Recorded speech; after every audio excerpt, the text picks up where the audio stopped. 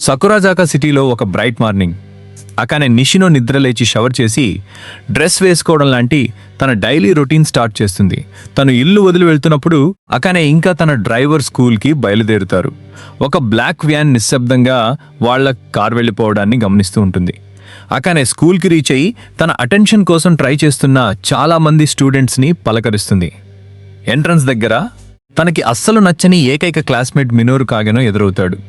వాళ్ళు హాయ్ చెప్పుకుంటారు. కానీ అతను ఆమెను నిషిమురా అని పిలుస్తాడు. ఇది ఆమెకు తెగ చిరాకు తెప్పిస్తుంది. తను మినోరును కరెక్ట్ చేస్తూ తన పేరు నిషిమురా కాదని చెప్తుంది. మినోరు సారీ చెప్తూ తనకు నేమ్డ్ ఎన్పీసీను గుర్తుపెట్టుకోవడంలో మంచి నైపుణ్యం ఉందని అంటాడు. నిద్ర తరచుగా అతనికి దూరంగా ఉంటుంది.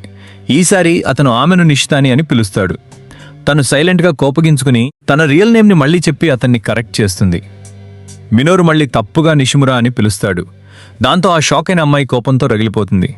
తన పేరు తప్పుగా పిలిచినందుకు తను అతన్ని హేట్ చేయడం లేదని అకానే నోట్ చేసుకుంటుంది. ఆ డిస్డైన్ ఎందుకంటే అతను ఆమె పను ఎప్పుడూ చూడడు. అతని కళ్ళు ఆమె వైపు ఉన్నప్పుడు కూడా అవి ఎక్కడో చాలా దూరంగా చూస్తున్నట్టు అనిపిస్తుంది. తన స్కూల్ డే గడుపుతూ అకానే తను మిడిల్ స్కూల్లో ఉన్నప్పటి రోజులను గుర్తు చేసుకుంటుంది. ఒక స్కాండల్ వల్ల తను షో బిజినెస్ నుండి బ్రేక్ తీసుకోవాల్సి వచ్చింది. అప్పటి నుండి తను కంపోజర్ అనే ముసుగు వెనుక దాక్కుంది. టీచర్స్ తనను లైక్ చేసేలా తను టీచర్స్ పెట్లాగా యాక్ట్ చేస్తుంది. స్టూడెంట్స్ అడ్మైర్ చేసేలా పాపులర్ గర్ల్ లాగా నటిస్తుంది. ఎవరు తనను హేట్ చేయకుండా ఉండేలా అకానే ప్రతి యాక్షన్ని చాలా కేర్ఫుల్గా ప్లాన్ చేసుకుంటుంది. స్కూల్ అయిపోయాక తను డ్రైవర్కి కాల్ చేస్తుంది. కానీ అతనిపై అటాక్ జరగడం వల్ల అతను ఆన్సర్ చేయడు. డ్రైవర్ లేకపోవడంతో అకానే నడుచుకుంటూ ఇంటికి వెళ్తుంది. మిడిల్ స్కూల్ ఇన్సిడెంట్ తర్వాత తను అలా నడవడం ఇదే ఫస్ట్ టైం. తను వెళ్లే దారిలో డ్రైవర్పై అటాక్ చేసిన వ్యక్తులు వచ్చి ఆమెను కిడ్నాప్ చేస్తారు.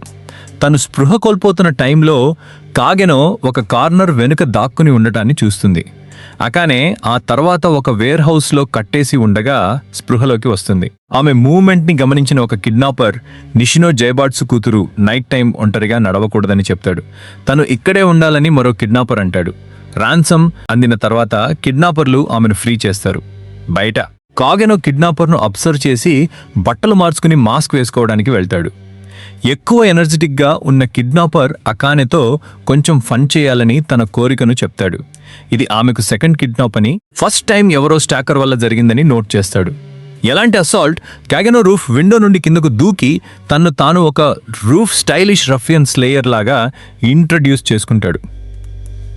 లీడ్ కిడ్నాపర్ గన్ తీస్తాడు. కానీ మాస్క్ ఉన్న కాగెనో ఒక గ్లాస్ పీస్ విసిరి అతన్ని క్విక్గా నిరాయుధుడిని చేస్తాడు. ఆ తర్వాత కాగెనో ఆ పర్సన్ పైకి చార్జ్ చేసి కింద పడేసి అతని ఫేస్ పచ్చడి చేస్తాడు. అతని మూవ్స్ చూసి మరో కిడ్నాపర్ కాగెనోకి లెజిటిమేట్ స్కిల్ ఉందని గుర్తిస్తాడు. అమాయకులతో కిడ్నాప్లు చేస్తున్నప్పుడు బోర్ కొడుతుందని అతను కామెంట్ చేస్తాడు.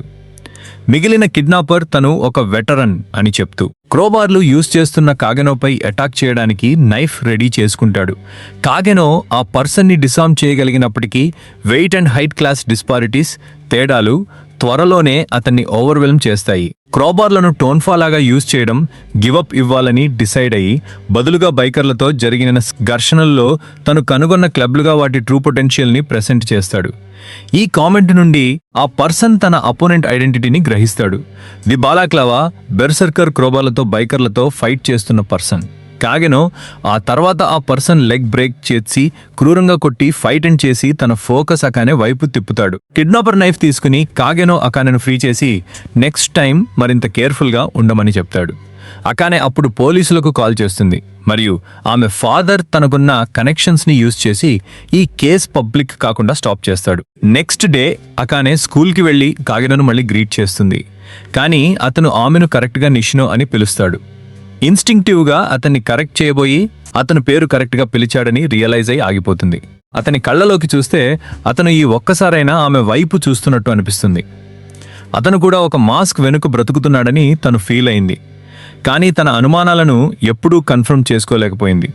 తను హేట్ చేసే క్లాస్మేట్ మినోరు కాగెనో ఇప్పుడు డెడ్.